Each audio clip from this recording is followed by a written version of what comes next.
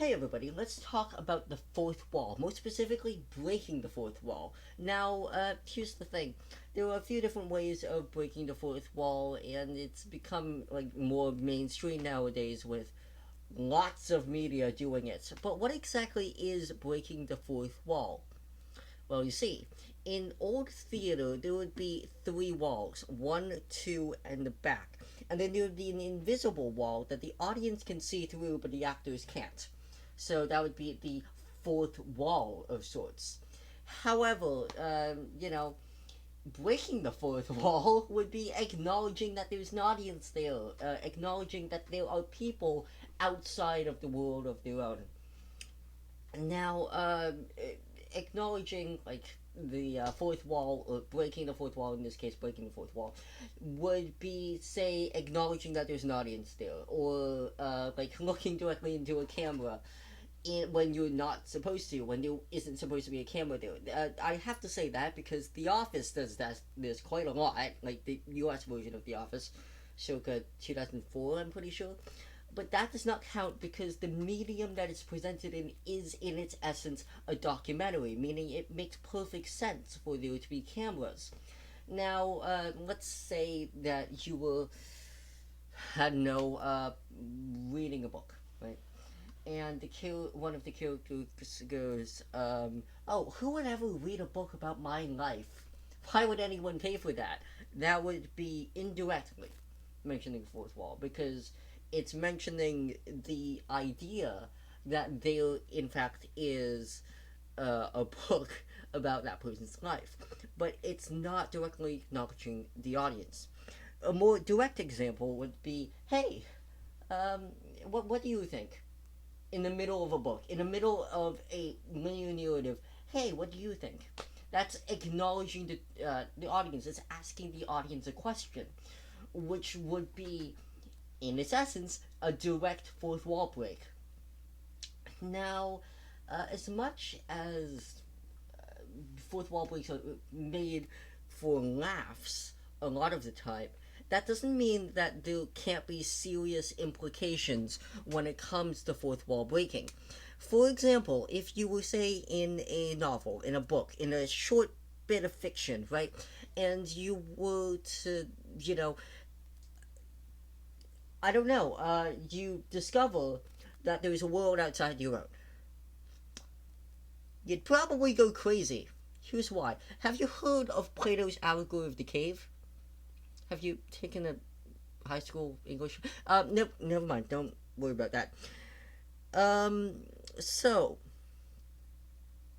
Plato's allegory of the cave basically says that okay, so it's an allegory, which means it's a short story. So let's imagine for a second. Here's a cave, right? Cave, three walls. Sounds familiar.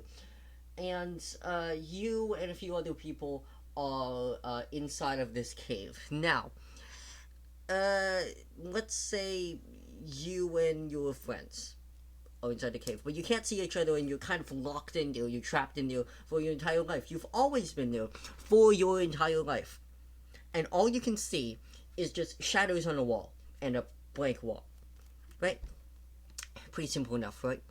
And then you suddenly break free from the cave. Okay, you walk outside, and it's immediately kind of just like an overflow of information. Like you can see what you thought were people before, and this is going to fall off. What were people before, but it's actually a bunch of puppets. You saw a bunch of puppets like moving up and down and around in front of a fire, which you would think, why, what? And then you have to take in a lot of other things like lights and color and dimension and what? I'm sorry, what? And that can be a lot to take in. That's just like information overload. It's just too much information. What was I talking about? Right, Plato's allegory of the cave and how that relates to everyday life. So the thing about Plato's allegory of the cave, who am I talking to?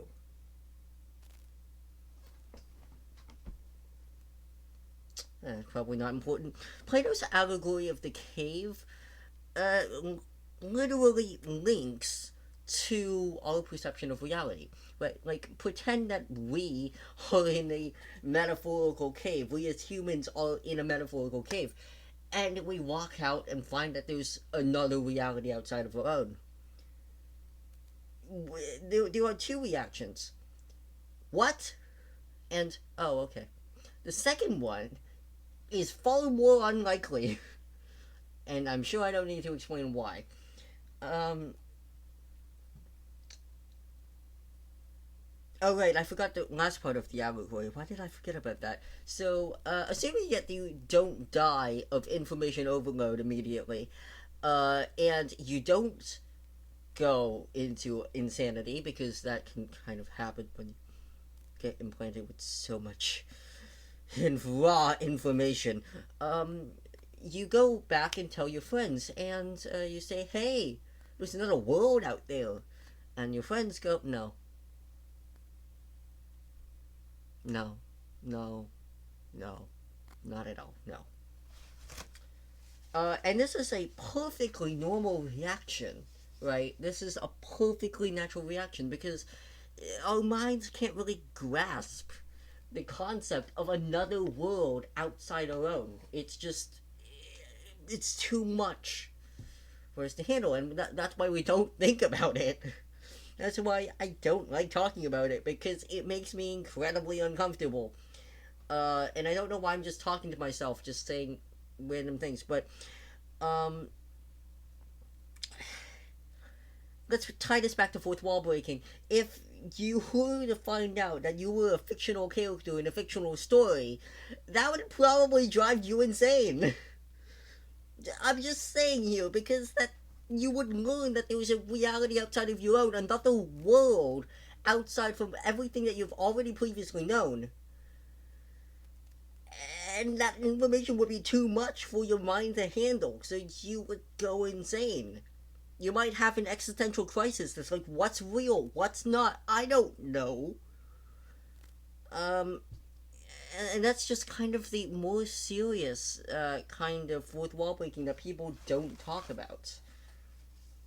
Or like a lot of the modern examples of fourth wall breaking that people don't talk about. Like, people talk about it a lot more now, right? People are talking about it way more now than they used to back in the day, when fourth wall break was just a small cameo in a film, but it wasn't like a big thing. Whew.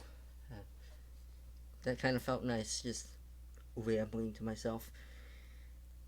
Should I record that?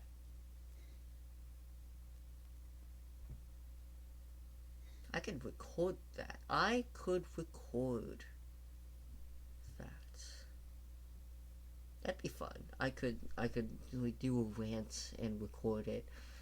Might be interesting. Might not be interesting, I don't know. My channel is dying because I haven't been posting there in ages. Yep.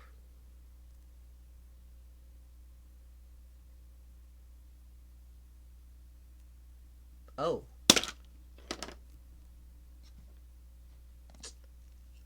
Oh.